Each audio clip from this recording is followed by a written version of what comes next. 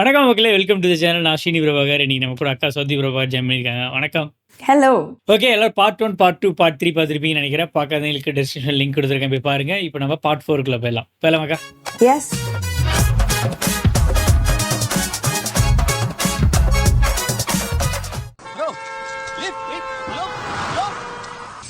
വിശാഖപട്ടണത്തൊരു ജോലി ശരിയായി തരാന്ന് സണ്ണി ഏറ്റിട്ടുണ്ട്. അവിടെ പോയിട്ട് അവനെ കണ്ടാൽ മതി, ബാക്കി അവൻ നോക്കിക്കോളും. എവിടെ ചെന്നാലും ഇഷ്ടമുള്ളവരൊക്കെ വിട്ടുപോകാനാ എന്റെ വിധി.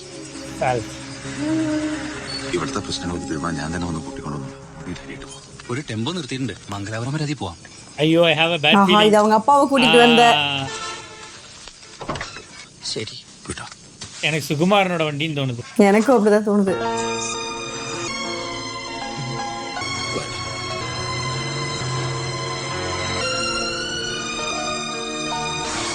ஒரு ஹேர் கட் பண்ணதுனால யாரும் கண்டுபிடிக்க முடியாதோ? அப்படிலாம் இல்ல. ஐயே, ലോറൻസേ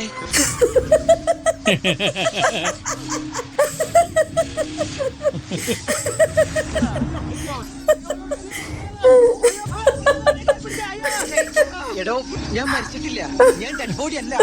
ഡെഡ് ബോഡി അല്ല.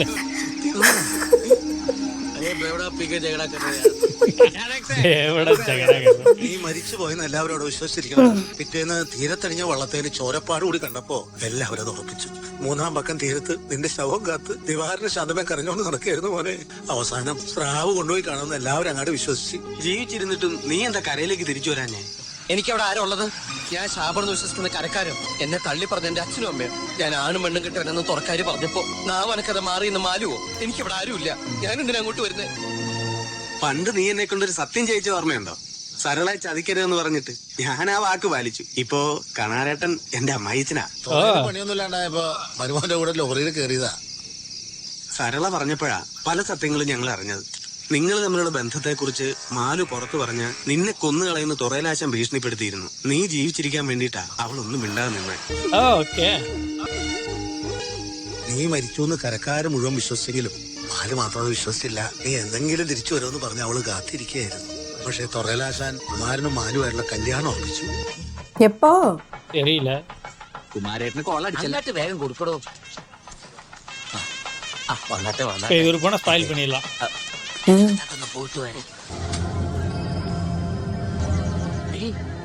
നീ ഇതുവരെ ഒരുങ്ങിയില്ലേ? നീ തുറക്കാരുടെ മുന്നിൽ നീ എന്നെ നാണം കെടുത്തി അടങ്ങുമല്ലേ? എന്റെ സമ്മതമില്ലാണ്ട് നിശ്ചയിക്കണ ഈ കല്യാണം നടക്കുന്നു അച്ഛൻ സ്വപ്നത്തിൽ പോലും വിചാരിക്കണ്ട. നീ പിന്നെ ആടി ആടി കാത്തിരിക്കണേ? ചാത്ത് കടലെടുത്ത് പോയ ആണും പെണ്ണും കെട്ട അവനെയാ. എടി, അവൻ തിരിച്ചു വരില്ലെന്ന് 100 വട്ടം നിന്നോട് ഞാൻ പറഞ്ഞല്ലേ? കൊന്നുകളയും ഞാൻ. അവൻ കടലമ്മയുടെ കൊട്ടാരത്തിൽ സുഖവാസത്തിന് പോയതല്ല, ഒന്ന് കടലിലെറിഞ്ഞതാ. അത് അവൾക്ക് താങ്ങാൻ പറ്റുന്നതിനും അപ്പുറത്തായിരുന്നു. ശ്രീവാലിൽ നിന്ന് ചാടി മാലു ആത്മഹത്യക്ക് ശ്രമിച്ചു. செத்துட்டாங்களா? இல்ல, ட்ரை பண்ணாங்க.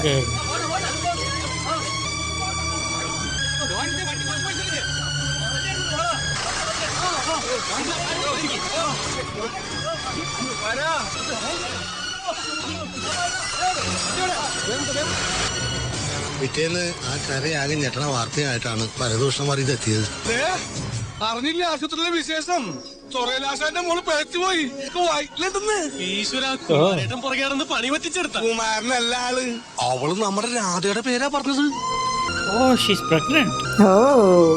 മാലുവിന്റെ വയറ്റില് വളർന്ന കുഞ്ഞിനെ നശിപ്പിച്ച അവളെ സ്വീകരിച്ചോളാന്ന് കുമാരൻ സമ്മതിച്ചു. അവരതിനുള്ള ശ്രമം തുടങ്ങി. അതിന് അവളൊരു ഭ്രാന്തിയെ പോലെ ബലം ഉണ്ടാക്കി. എന്താ കൊച്ചേത്? വേണ്ട,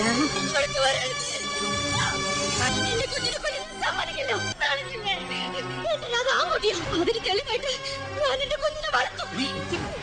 അതിന് തടസ്സം നിന്നോ ഞാനും കടലിൽ കളിച്ചാവും. താനെന്റെ മോനെ കൊല്ലാക്കൊല പോരാഞ്ഞിട്ട് അവന്റെ കുഞ്ഞിനെ കൊല്ലാൻ നോക്കിയാണോ? ജീവനുള്ളപ്പോ പറ്റിയാണോ? എന്റെ മോനാണല്ല എന്ന് പറഞ്ഞ് തനിക്ക് ദൈവം തന്ന ശിക്ഷയാണിത്. ഇനി ഞങ്ങളുടെ മോനെ തിരിച്ചു തരാൻ തനിക്ക് സാധിക്കോ?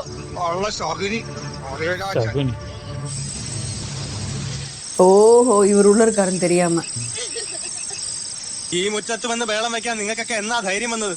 മര്യാദക്ക് പോയില്ലെങ്കിൽ കുമാരന്റെ തനി സ്വഭാവം അറിയുമേ. എടാ നാണം കെട്ടവന്, നാട്ടിൽ വേറെ പെണ്ണില്ലാന്നിട്ടാണോ വയറ്റുള്ള ഒരു പെണ്ണിന്റെ പുറകെ നീ പിന്നെ നടക്കണത്? നിങ്ങളുടെ മോനെ ഒഴിവാക്കാമെങ്കിൽ വയറ്റിലുള്ളവന്റെ കൊച്ചിനെ ഒഴിവാക്കാനും കുമാരനറിയാം. അതിന് അവളൊന്ന് കാല് തെറ്റി വീണാ മതി. നിന്റെ മോനെ പോലെ തന്നെ അതിഭൂലോകം കാണുകയല്ലേ. കൊല്ലോടാ നീ ഞാൻ. നിന്റെ അച്ഛൻ നേരുന്നത് അബദ്ധത്തിലാണെങ്കിൽ ഇത് അറിഞ്ഞോണ്ട് തീർക്കുക.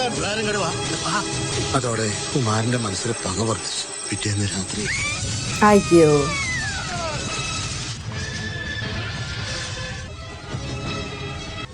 வீட்டை கொளுத்தி விட்டான். கொளுத்துனதெல்லாம் ஓகே இருக்காங்களா? திவாகர் காணாம.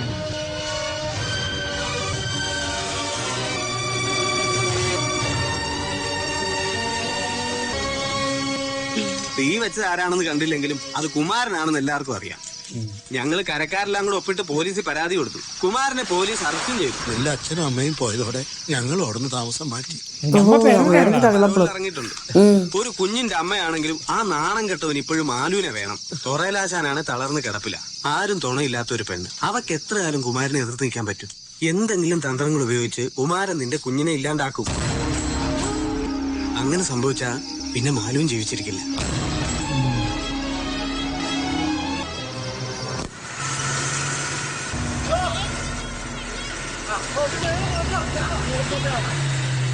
எல்லாரும் ஷாக்கா.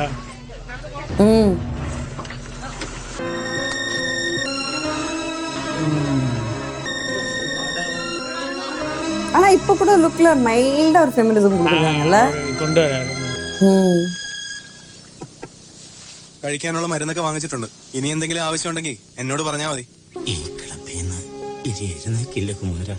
ചെയ്ത തെറ്റുകൾക്കൊക്കെ ശിക്ഷ അനുഭവിക്കണ്ടേ?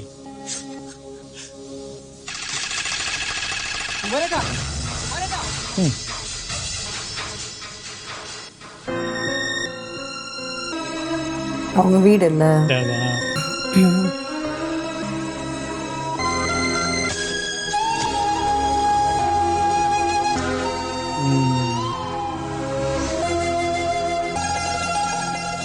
ஆமா, அவங்க கிஃப்ட் பண்ணாங்கல்ல மாலு.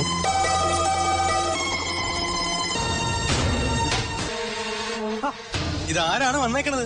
നീ ജീവനോടെ തിരിച്ചു വന്നേക്കണെന്ന് കേട്ടപ്പോ എനിക്ക് അങ്ങാട് വിശ്വാസം വന്നില്ല. ആന്റും കളസമൊക്കെ ഇട്ട് നീ ആളാകെ മാറിയല്ലേ. എന്താണ് ഇപ്പൊ എഴുന്നള്ളിയേ? അച്ഛന്റെ അമ്മയുടെ ചാരം വരാനാണോ?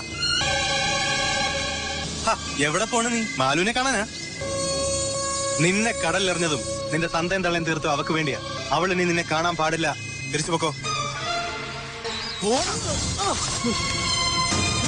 ഈ തൊറയുടെ ശാപം നീയാ ഈ തൊറ വിട്ട് പോണ്ടത്.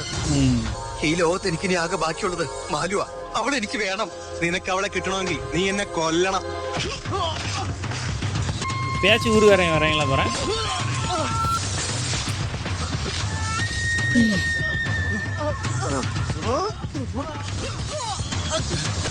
இவர் இப்பயே திருப்பி அடிக்கணும்ல.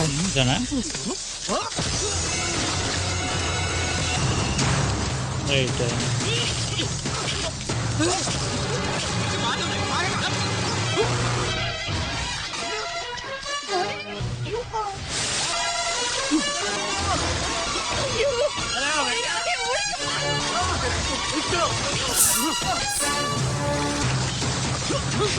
ஓடு.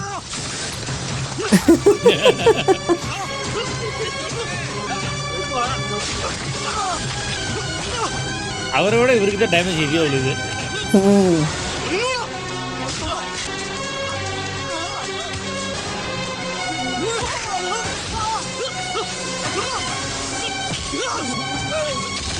ரைட். ஆஹா, எடுத்த ட்ரைனிங் எல்லாம் யூஸ் பண்றாரா?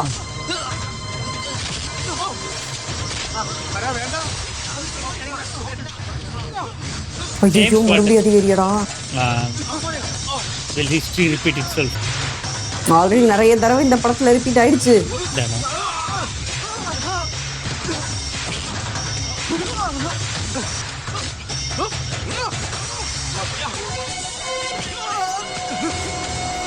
ஓ நோ, கட்டி தானே அது. No no no no no no no. ஆமா.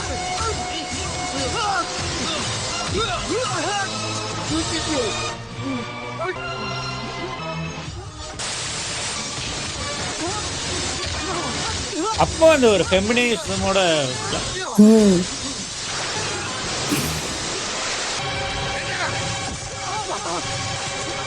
இப்போ இவங்க தடுத்துட்டாங்க.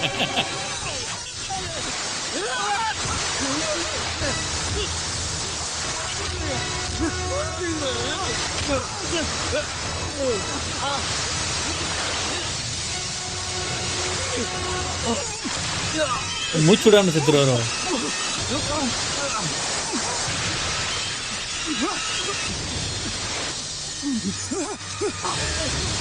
ஓடிட்டாரு அப்பாடா. ஓடு. No no no no no no.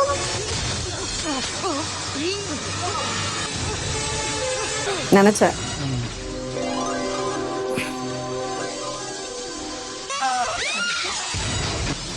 அங்க வெப்பன் வைக்க கூடாது, டேஞ்சரஸ். கூடாது. എനിക്ക് നിന്നെ കൊല്ലാൻ വയ്യ. നിന്നെ കൊന്ന് ജയിലിൽ പോലെ എനിക്ക് വയ്യ. എനിക്ക് ജീവിക്കണം. എന്റെ ബാലുവിന്റെ കുഞ്ഞിന്റെ കൂടെ ഈ തുറയെ തന്നെ എനിക്ക് ജീവിക്കണം. വയ്ക്കോ, ഈ തുറ വിട്ട് നീ എവിടേക്കെങ്കിലും വയ്ക്കോ.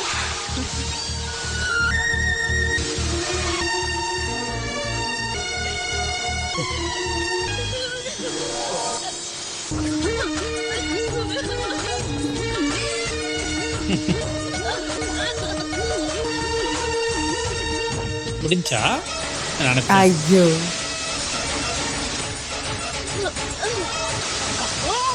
அதானே. ஓகே, ஊர் மக்கள் அடிச்சு அனுப்பிச்சு விடுறான். ഈ കരക്കാരെ നീ ഭ്രാന്ത് പിടിപ്പിക്കും. ഈ തുറയിലെങ്ങനെ നീ കാല് കുത്തിക്കൊട്ടേ തല്ലി കൊല്ല വരുന്നത് നിങ്ങൾ കൊല്ലും.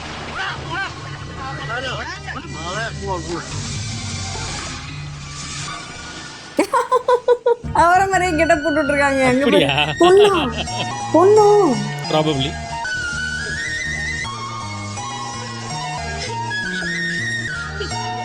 ஆம்பளை பையன்.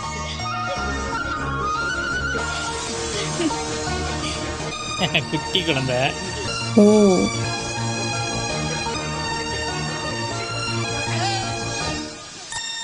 ഓക്കെ,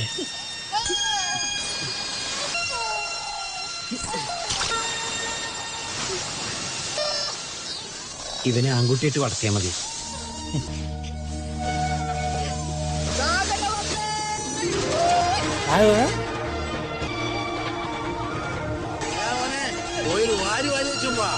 ஓ மீன் ஓ கிடைச்சிச்சாமா? ஃபிஷ் வந்துருச்சு போல இருக்கு.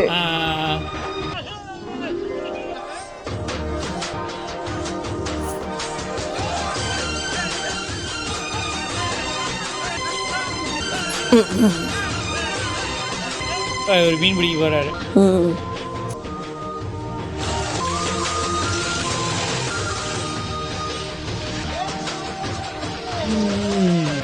குழந்தை பாவம்.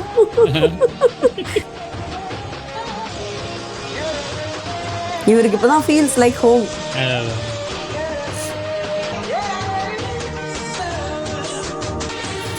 லார்ஜோ சம்திங். ஒரு பயங்கரமான படம்லாம் எடுத்திருக்காரு தானே. நீ சொல்லு. எனக்கு வந்து என்ன தோணுதுன்னா, இந்த மூவி வந்து நாம பார்த்ததுல ஒரு டோட்டலி டிஃப்ரெண்ட் ஜானர். அப்புறம் இவங்க சூஸ் பண்ண லொக்கேஷனாக இருக்கட்டும், காஸ்டியூமாக இருக்கட்டும், இல்லை வந்துட்டு கான்செப்டாக இருக்கட்டும், இட்ஸ் மோர் அபவுட் ஒரு ஆளோட பிஹேவியரோ இல்லை இதோ எப்படி இருந்தாலும் அவங்க தான்.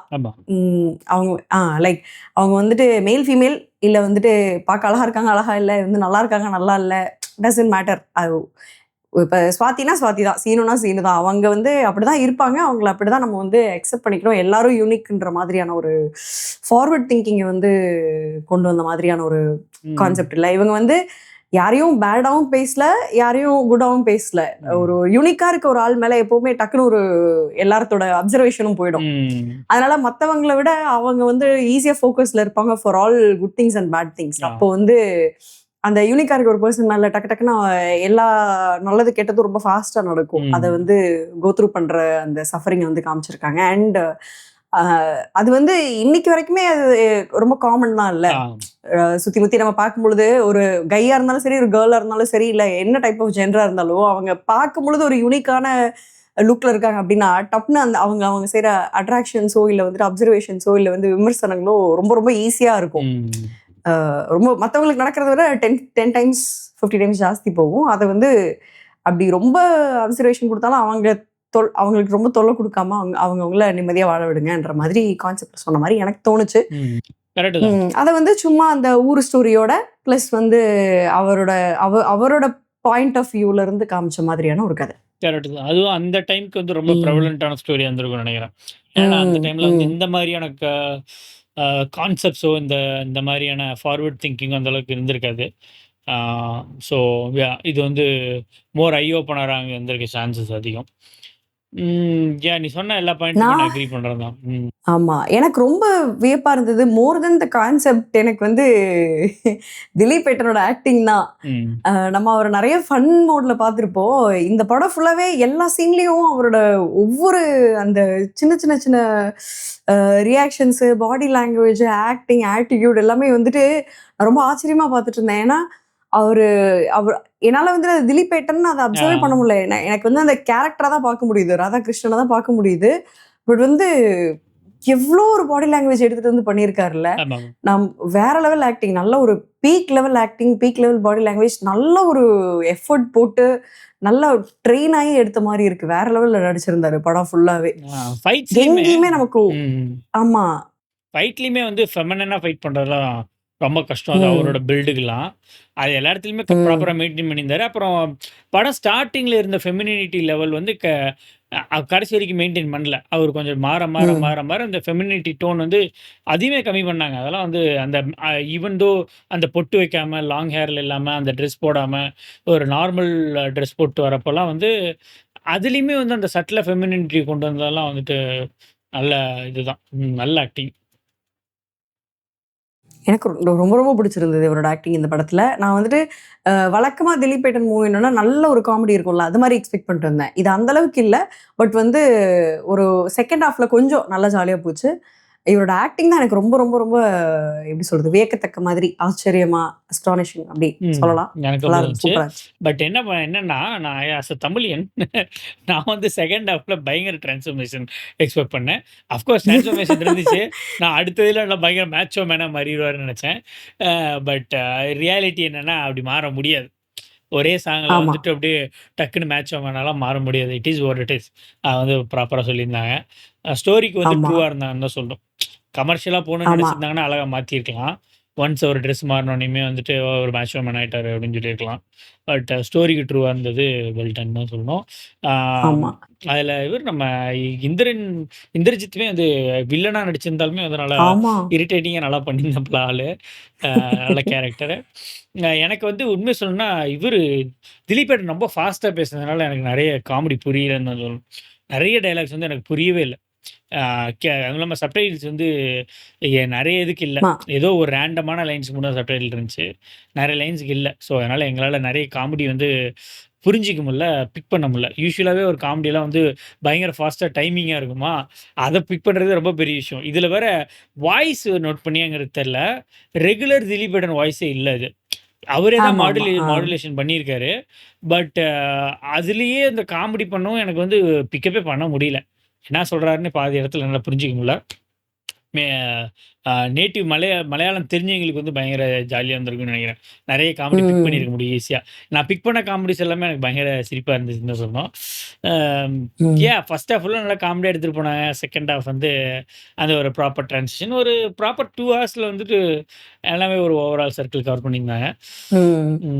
ஆனா ரியாலிட்டியில எப்படி சொல்றது, என்ன இன்னும் ஃபீஸிபிள். இப்போ நீ சொன்ன மாதிரி ஒரு சாங்ல மேட்சோ மேனா மாறுறது, அதுவும் ஃபீஸிபிள் தான். நம்ம வந்து என்ன மூவில காமிக்கிற மாதிரி எப்படி சொல்றாங்கல்ல, அதுவும் ஃபீஸிபிள். பிளஸ் வந்து இவர் இப்படிதான் இருப்பாருன்னா இவர் இப்படிதான் இருப்பாருங்கிறதும் ஃபீஸிபிள் தான். So like all possibilities. And அந்த குழந்தைக்கு அவர் இந்த வளையல் மணி எல்லாம் பிச்சு போட்டதுமே எப்படி இருந்ததுன்னா, அவரா இருக்கட்டும், நீங்க அவருக்குன்னு நீங்கெல்லாம் ஒண்ணு போய் கொடுக்காதீங்க ஒரு ஐடென்டிட்டியா, அவருக்கு என்ன தோணுதோ அவரா இருக்கட்டும்ன்ற மாதிரி அவரை ஃப்ரீடம்க்கு விட்ட மாதிரி இருந்தது எனக்கு. ஆக்சுவலி அவர் வந்து எந்த இடத்துலையுமே அவரை வந்து அவரே வெறுத்த மாதிரி தரல. ராதாங்கிற கேரக்டர் வந்து ராதாவை வந்து அந்த கேரக்டரை லவ் பண்ண மாதிரி தான். அவர் he loved himself.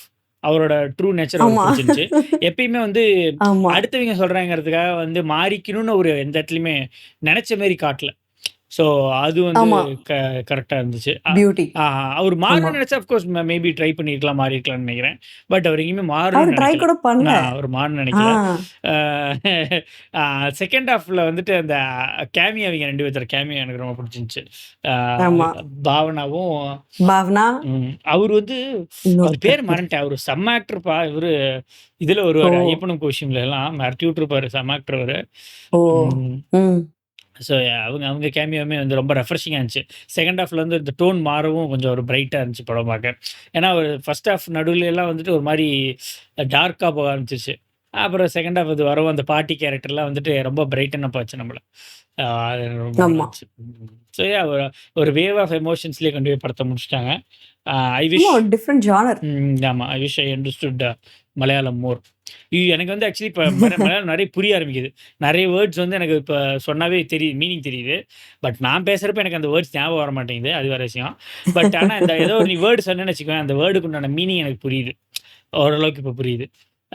So maybe இன்னும் கொஞ்ச நாள் பார்த்துட்டே இருந்தேன்னா அப்படி எனக்கு வந்துரும்னு நெனைக்கிறேன். Let's see. I loved it. சாங்ஸும் நல்லா இருந்துச்சு. எல்லாம் நல்லா இருந்துச்சு. ஆமா. கோபிகாவோட ஆக்டிங் அவங்கள பெருசா அவங்க நார்மல் அவங்களுக்கு பெருசா எக்ஸ்ட்ரார்டினரியான ரோல்னு கிடையாது. அவங்க ரோல அவங்க ஃபுல்ஃபில் பண்ணிட்டாங்க அவ்வளோதான். எனக்கு மனசுல நின்ன கேரக்டர்ஸ்லாம் வந்து திலீபேட்டன், அந்த பாட்டி கேரக்டர், ஆ இது இந்திரஜித் சுகுமாரன், பாவனா. ம். பாவனா, அப்புறம் அந்த இவரு அவங்க அண்ணா Bhavana character. Brother. Brother character. அவங்க ம். இந்த கேரக்டர் மட்டும் தான் என் மைண்ட்ல நிக்குது. வேற யாராவது மிஸ் பண்ணிட்டோமா? இல்ல. ஆமா. லால் கேரக்டர் நல்ல கேரக்டர் தான். பட் எனக்கு வந்து அது பெருசா ஒண்ணும் மனசுல நிக்கல. லாலுக்கு ஸ்கோப் அவ்ளோ குடுக்கல கொஞ்சம். ஸோ இந்த கேரக்டர்ஸ்லாம் பிடிச்சிருந்துச்சு. ஸோ ஜாலியா இருந்துச்சு படம் பார்க்க. ஒரு 2 ஹார்ஸ்க்கு வந்து நல்ல ஃபன்னான மூவி தான். அ உங்களுக்கு வந்து எந்த அளவுக்கு இது ஃபேவரட்டான மூவிங்கிறது தெரியல. பட் எனக்கு வந்து வ ம் எனக்கு பிடிச்சிருந்துச்சு. பட் ஆனா டாப் 5ல இருக்கான்னா தெரியல எனக்கு. இல்ல இது வந்து ஒரு ஒரு ஃப்ளேவர் சேஞ்ச். ஃப்ளேவர் சேஞ்ச் தான் அவ்வளவுதான். சொல்லணும். ஸோ அவ்வளோதான். உங்களுக்கெல்லாம் மூவி பிடிச்சிருக்குன்னு நினைக்கிறேன். இந்த வீடியோ பிடிச்சிருந்துச்சுன்னா ஒரு லைக், ஷேர், சப்ஸ்கிரைப். மீண்டும் அடுத்த வீடியோல சந்திப்போம். நன்றி, வணக்கம். Bye by.